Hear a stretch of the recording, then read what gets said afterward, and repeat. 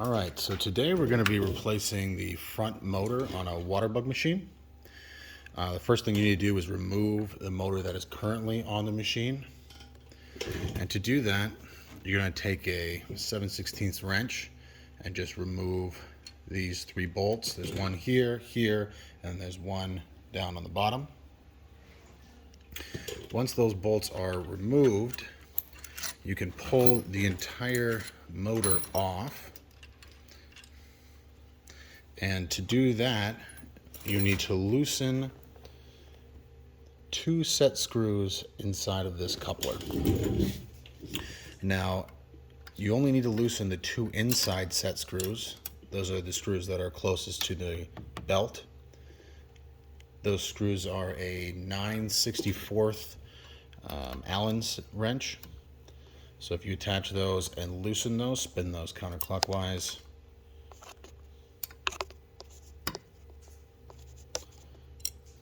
that's going to allow the motor to come off.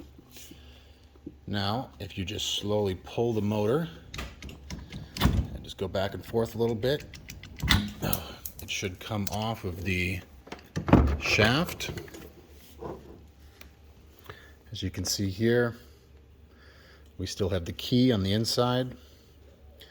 And when we put the new motor back on, which I have right here, we're going to want to make sure we line up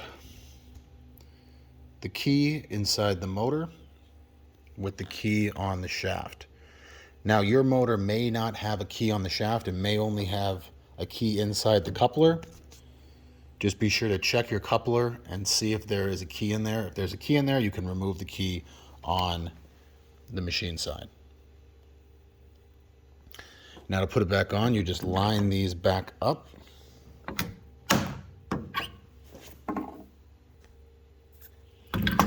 And push the motor onto the shaft.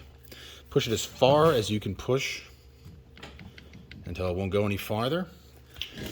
And then put the bolts on, 3 bolts, and importantly the spacer onto the motor. Now once you tighten these down, they will pull the motor into position. So if the motor's not quite all the way on the shaft, by tightening these down, you will help pull the motor into position.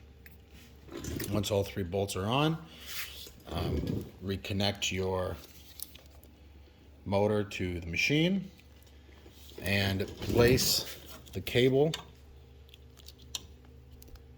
around the top of the motor and zip tie it, and you should be good to go.